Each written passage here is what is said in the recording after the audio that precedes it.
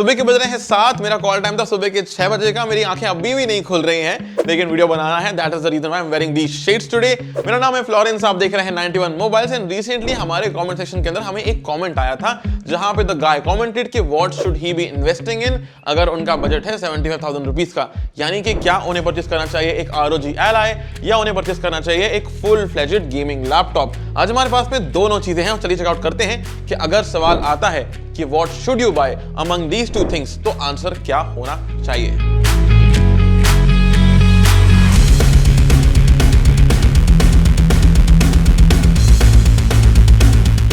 Now ये सवाल काफी यूनिक है क्योंकि दोनों की प्राइसिंग एकदम सेम है, यानी कि 75,000 रुपीज की, जहां ये मोस्टली एक पोर्टेबल एंटरटेनमेंट या हैंडहेल्ड गेमिंग डिवाइस की कैटेगरी के अंदर फॉल करता है। ये एक छोटा but full on gaming computer है, लेकिन फिर भी इन दोनों के अंदर कंपैरिजन तो ड्रॉ किया जा सकता है क्योंकि ये दोनों मशीन्स जो हैं वो x86 के आर्किटेक्चर के ऊपर बेस्ड विंडोज 11 डिवाइसेस हैं। जहां मैंने इसको एक छोटा गेमिंग कंप्यूटर बुलाया, मैं इसको एक छोटा लैपटॉप बुला सकता हूं। बाय द वे, अगर आपने हमें नहीं किया अभी तक सब्सक्राइब तो गेट सब्सक्राइब, क्योंकि हम ऐसे यूनिक वीडियोस बनाते रहते हैं। करेंटली शुरू करते हैं इस वाले वीडियो को by dividing the video into smaller segments like build quality, portability, upgradability, battery life, specifications and performance, and last में practicality।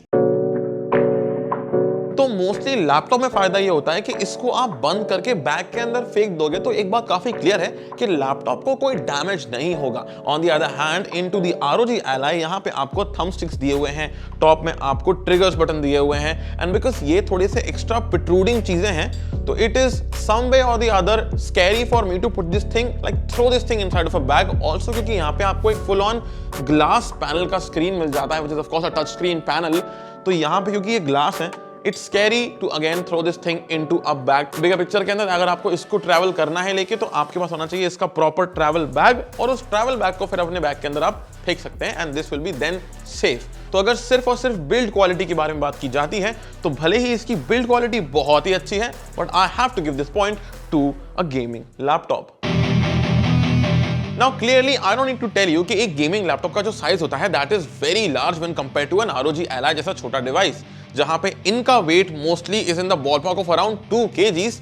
इसका जो वेट है दैट्स ओनली 608 ग्राम्स एंड ये ऑल्सो बहुत ही इजी टू कैरी अराउंड भी है। इन अदर वर्ड्स, जितना भारी एक लैपटॉप का चार्जर हो सकता है उतना भारी तो ये पूरा का पूरा डिवाइस ही है।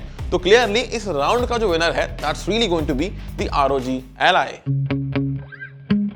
नाउ जहां पे एक गेमिंग लैपटॉप के अंदर आप रैम को एक्सपैंड कर सकते हैं, आप सॉलिड स्टेट ड्राइव को भी ऐड कर सकते हैं, यहां ROG Ally के अंदर आपके पास में एक्सपैंड करने के लिए सिर्फ और सिर्फ एक मेमोरी कार्ड का स्लॉट है जो कि आपको यहां पे टॉप पर मिल जाता है। एंड अगर आपको ऐसा लगता है कि आप इसमें रैम या सॉलिड स्टेट ड्राइव को अपग्रेड कर सकते हैं तो उसका आंसर है nothing in here is possible. The only thing which is possible in here is to replace the current solid state drive in this machine. तो अगर आपको कुछ भी एक्सपैंड करना हो तो रैम सोल्डर्ड है, एंड अगर सॉलिड स्टेट ड्राइव को आपको अपग्रेड करना हो तो आपको इसकी करंट सॉलिड स्टेट ड्राइव को रिप्लेस करना पड़ेगा with a different solid state drive all together, जिसके अंदर बेसिकली आपको फिर से एकदम स्क्रैच से विंडोज को इंस्टॉल करना पड़ेगा and all those shenanigans you will have to do it on your own.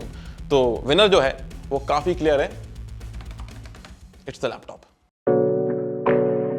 Now यहाँ 91 मोबाइल्स के ऊपर मैंने ढेर सारे gaming and non gaming laptops को रिव्यू किया हुआ है, and I can tell you कि जहां पे गेमिंग लैपटॉप्स की बैटरी बैकअप के अंदर सिर्फ उनकी बैटरी जो है वो 3 घंटे 4 घंटे या इवन बेस्ट के सिनेरियो के अंदर 5 घंटे उनकी बैटरी चल जाती है, जैसे इसकी चली थी 4 hours and 51 minutes to be very precise. वहीं पे जो ROG Ally है this one lasted for 6 solid hours। तो बैटरी बैकअप के बारे में बात करें तो PC Mark 10 के वीडियो प्लेबैक बेंचमार्क के अंदर this is the clear winner, and overall देखा जाए तो भी this is the clear winner. लेकिन ये जो बेंचमार्क है this is a video playback benchmark. अगर बात करते हैं गेमिंग के बारे में तो अगर आप इसमें गेमिंग करेंगे तो ये जो लैपटॉप है ये आपको 5 घंटे तो क्या, ये आपको सिर्फ और सिर्फ 1 घंटे ही चल पाएगा। On the other hand this machine can last you for up to 2 hours, बशर्ते कि आप इसके अंदर V-Sync को इनेबल कर दें, which means कि गेमिंग में जहां इसका हाल बहुत बुरा है this is still somewhat bearable, which is the reason why इस कैटेगरी का जो क्लियर विनर है that is going to be the ROG Ally। Now अभी तक हम 4 सेगमेंट्स को क्रॉस कर चुके हैं, जहां पे 2 पॉइंट्स मिले हैं आपके ROG Ally को एंड 2 पॉइंट्स मिले हैं हमारे 75,000 रुपीस के गेमिंग लैपटॉप को। इन are case this one is the Gigabyte G5 MF। तो 2 पॉइंट्स यहाँ हैं, 2 पॉइंट्स यहाँ हैं एंड अभी हमारे पास में 3 और सेगमेंट्स हैं, और performance and specifications, practicality and personal preference. See, this right here is the Gigabyte G5 MF and at the price segment of 75,000 rupees, this one is one of the most highest value for money gaming laptop out there।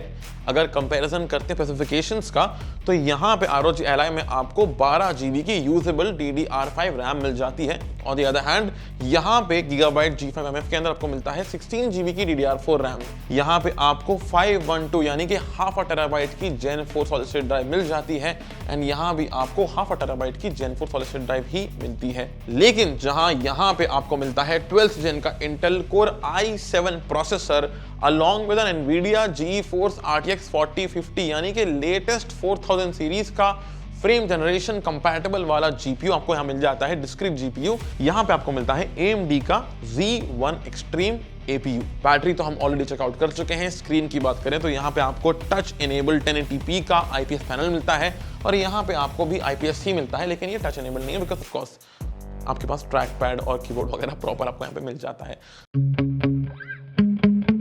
सो अभी अगर बात करते हैं clearly about benchmarks, तो अगर आप head to head दोनों को कंपेयर करेंगे तो आपको काफी क्लियरली समझ में आएगा कि देयर आर सर्टेन एरियाज जहां पे ये मशीन पीछे छूट जाती है and that certain area would really be nothing but the GPU department, जहां पे इसके रॉ CPU बेंचमार्क्स काफी बढ़िया हैं, लेकिन जब आप इसको कंपीट कराते हैं against a full fledged gaming laptops, तो क्योंकि इसमें प्रॉपर GPU है एंड ये बहुत सारी चीजें यूटिलाइज कर रहा होता है, ज्यादा इसमें हायर TDP मिल जाती है, दस इसके जो स्कोर्स हैं वो कंपैरेटिवली इसके ऑलमोस्ट डबल देखने को मिलते हैं। वहीं अगर आप बात करते हैं अबाउट गेमिंग, तो जहां पे अगर आप रन करते हैं ग्रैंड थेफ्ट ऑटो 5 को इस लैपटॉप के अंदर एट नॉर्मल सेटिंग्स, लेकिन जो आपके रिफ्लेक्शंस हैं they are set to high, जो आपका टेक्सचर क्वालिटी है that is set to high and of course जो MSA है यानी कि मल्टी सैम्पलिंग एंटी अलियासिंग है वो है सेट टू 4x। तो यहाँ पे आपको मिलता है देखने के लिए 160 FPS का ओवरऑल एवरेज। वहीं यहाँ यानी कि आपके ROG Ally के अंदर जो आपको एवरेज FPS मिलते हैं सेम सेटिंग्स के ऊपर दे आर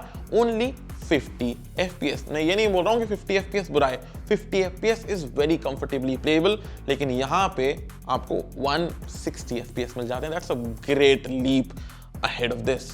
अगला गेम जो हमने यहाँ पे ट्राई किया that was Spiderman remastered and यहाँ पे ना आप एक पैटर्न सा बनता हुआ देखेंगे because while we were playing Spiderman remastered at the full HD यानी 1080 पिक्सल का रेजोल्यूशन के ऊपर एट द मीडियम प्रीसेट, तो यहाँ पे हमें मिलने देखने के लिए 35 FPS का average. Now I will really say कि 35 FPS जो है वो एक बुरा नंबर नहीं है कंसिडरिंग द फैक्ट कि ये एक प्रॉपर हैंडहेल्ड डिवाइस है एंड इस पे स्पाइडरमैन खेल के जेन्युइनली एक नेक्स्ट लेवल का मजा आता है for sure, I can vouch for that.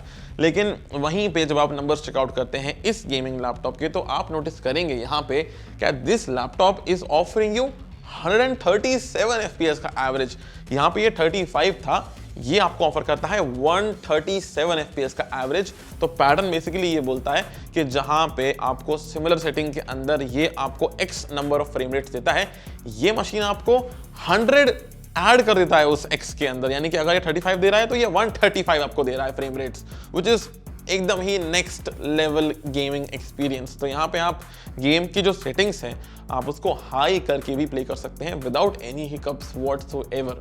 Gaming experience की बात अगर करनी है आपको तो यहाँ पे वो काफ़ी बेटर है। लास्टली फिर हमने रन किया एलन वेक 2 जो कि सबसे मॉडर्न गेम है एंड यहाँ पे एक प्रॉब्लम जो अकर हुई वो ये थी कि while we were playing the game in Alan Wake 2 in this laptop we got a good number of frame rates, although ROG Ally के अंदर एलन वेक 2 रन ही नहीं हुआ। The basically machine just gave us an error code के lack of RAM इसमें है। अगर आपको game खेलना है तो एटलीस्ट 16 GB की रैम आपके पास होना चाहिए एंड इसमें हमारे पास सिर्फ 12 GB की ही यूजेबल रैम मिल जाती है।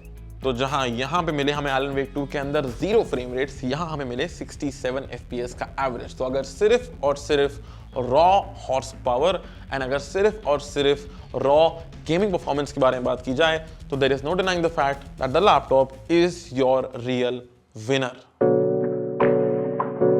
देखिए स्टार्टिंग में ही लेट मी टेल यू कि आप सारे के सारे प्रैक्टिकलिटी के पॉइंट्स लैपटॉप को जाके दे दें, क्योंकि अगर मुझे पेन ड्राइव प्लग इन करनी है इसमें पोर्ट्स अवेलेबल हैं। मुझे अगर एक डिस्क्रीट कीबोर्ड का इस्तेमाल करना है टू राइट एन आर्टिकल, यहाँ पे मेरे पास में कीबोर्ड अवेलेबल है। मुझे अगर किसी के साथ वीडियो कॉल करना है तो यहाँ पे वेबकैम अवेलेबल है। ऑन द अदर हैंड आपको सारी चीजें इंस्टॉल करने के लिए या सारी की सारी चीजें प्लग इन करने के लिए यहाँ पे आपको सिर्फ और सिर्फ एक टाइप सी पोर्ट मिलता है, जिसके अंदर आपको एक एडिशनल यूएसबी डॉक लगाना पड़ेगा, अडेप्टर लगाना पड़ेगा, जहां से आप फिर इस टाइप सी के पोर्ट को एक्सपैंड कर सकते हैं इनटू मल्टीपल यूएसबी के पोर्ट्स, जहां पे आप अपने अलग अलग पेरिफेरल्स को कनेक्ट कर सकते हैं, क्योंकि यहाँ पे टाइप सी पोर्ट के अलावा कहीं और कोई दूसरा पोर्ट इसमें अवेलेबल नहीं है। ओवरऑल जहां पे ये एक all in one full on package है, यहाँ पे आप सब कुछ कर सकते हैं, लेकिन अगर आपके पास में एक डोंगल नहीं है तो शायद आप इसमें कुछ भी नहीं कर पाएंगे।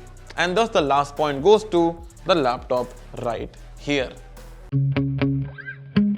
क्लियरली लैपटॉप हमारे आज के बैटल का आउटराइट विनर रहा है। तो अगर सवाल ये उठता है कि 75,000 रुपीज का बजट है, आपके पास दो चॉइसेस हैं, एक आपकी तरफ में है ROG Ally एंड दूसरा आपके पास में इतना काफी बढ़िया एक लैपटॉप है at the price of 75,000 rupees, तो आपको क्या परचेस करना चाहिए? The real answer to this question would easily be just buy yourself a laptop.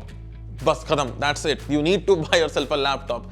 लेकिन अगर आप क्वेश्चन के अंदर ही चेंजेस कर देते हैं एंड क्वेश्चन ये पूछते हैं कि क्या आपको 75 ग्रैंड्स में ROG Ally परचेस करना चाहिए या नहीं करना चाहिए, तो मी being a gamer I can give you a very easy answer, just go ahead and get the ROG Ally because it's something unique जिसका एक्सपीरियंस आपको कहीं और नहीं मिलने वाला है। See, मेरा पर्सनल ओपिनियन ये है कि ROG Ally is not your avid laptop replacement. ROG Ally is a unique product catered for a niche audience, यानी अगर आपके पास में लैपटॉप या पीसी पहले से एग्जिस्ट करता है एंड अगर आपको एक हैंड हेल्ड गेमिंग एक्सपीरियंस करने के लिए एक डिवाइस चाहिए है, तो आई टेल यू जो जॉय एंड जो फन आपको इस मशीन के साथ मिलता है, that my friend is unbeatable and absolutely unmatched. Now we have to agree to the fact कि यहाँ पे आपको PlayStation 5 के बराबर परफॉर्मेंस नहीं मिलने वाली है। मैटर ऑफ फैक्ट, अगर आप इस पे 75,000 रुपीज खर्च करते हैं तो आपको जो परफॉर्मेंस यहाँ मिलती है वो in comparison to a 75,000 rupees का लैपटॉप वो भी बिल्कुल कंपेरेबल नहीं है। लेकिन उसके बाद भी जो आपको यहाँ एक्सपीरियंस मिलता है, बेसिकली जब आपको ये पता होता है कि आपके हाथ में when you are basically holding this machine, you know कि आपके हाथ में एक फुल ऑन विंडोज लैपटॉप है या विंडोज डेस्कटॉप है, जिसके अंदर मुझे कोई भी अलग से PS5 का कंट्रोलर लगाने की कोई भी जरूरत नहीं है। Every single thing in year is absolutely inbuilt. And फिर जब आप उसके ऊपर गेम्स रन करते हैं लाइक ग्रैंड थेफ्ट ऑटो 5 और स्पाइडरमैन रीमास्टर्ड, एलन वेक 2 तो प्ले नहीं होता है, बट स्पाइडरमैन रीमास्टर्ड के अलावा अगर आप टूम रेडर वगैरह प्ले करते हैं तो एक्सपीरियंस जो आपको यहाँ पे मिलता है that is seriously unmatched, because यहाँ पे ना ये जो डिवाइस है it makes you feel like a kid and you really go into that nostalgic era कि यार फाइनली मेरे हाथ में एक कंसोल है जो कि एक हैंड हेल्ड कंसोल है जहां पे एक्चुअल में प्रॉपर गेम्स रन भी हो जाते हैं। That's a very huge thing all together, और इसके सारे पैसे शायद उसी एक्सपीरियंस के ही हैं। ऑल्सो पर्सनल एक्सपीरियंस से बता रहा हूं आपको मैं कि प्लेइंग गेम्स लाइक स्पाइडरमैन हो गया या GTA 5 हो गया on this machine versus playing the same games on this machine, I would really go ahead and choose this machine because इसमें आपको joy next level का मिल जाता है। And that was our video, guys. Do not forget to like, share and subscribe. We'll catch you all soon in the next video. And you know what? Do drop a comment अगर आपके हिसाब से आपको choose करने को दिया जाता है कि आप ये चूज करेंगे या ये चूज करेंगे, तब जब आपके पास पहले से एक गेमिंग लैपटॉप या कंप्यूटर होगा तो आप किसे कंसीडर करेंगे? Let us know in the comment section below and we'll catch you all soon in the next video. मैं जा रहा हूं इसके ऊपर PlayStation 5 वाला गेम यानी कि स्पाइडरमैन रीमास्टर्ड खेलने के लिए because I am having fun. This is pure fun. I feel like I'm a small kid right now and I'm just playing video games on a handheld device. Like, बढ़िया है bro.